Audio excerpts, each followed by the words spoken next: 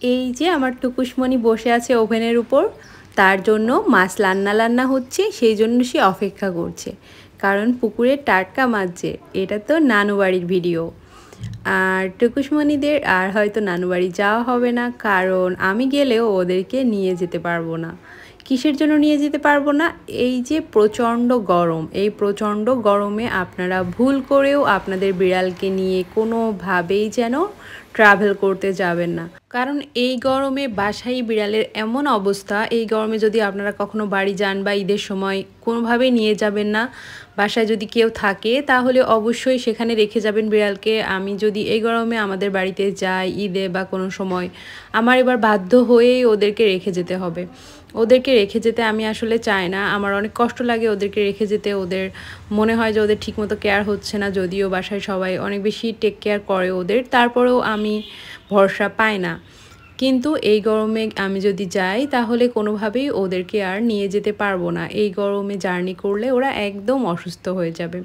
তো নানু বাড়িতে টুকুমণি খুব মজা করে ফিশ খেত, সেগুলো স্মৃতি আমার খুব মনে পড়ছে। ওরাও নিশ্চয়ই অনেক বেশি মিস করে। কত মজা করলে করলে খাই তো কুছ, কত মজা করলে করলে তো কুছ তা খাই। ও বাবা বাবা, রুই মাছ দিয়ে ভাত অনেক মজা, অনেক মজা। খাও, আমি গুছু গুছু করে দিই তোমাকে। টুকুলানিকে গুছু গুছু করে দিই, আমার টুকুলানি ভাতটা খেয়ে নিক। মজা মজা, রুই মাছ দিয়ে খুব মজা লাগে।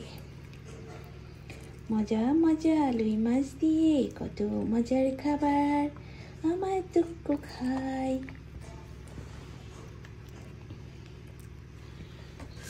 দিয়ে কত মজা করে আর টুকু ছানা খাই, টুকু ছানা খাই।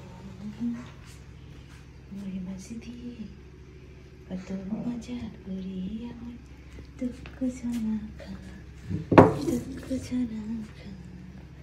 রুই মাছ দিয়ে ভাত, টুকু বেবি খাই, টুকু বেবি খাই, মজা করে খাই।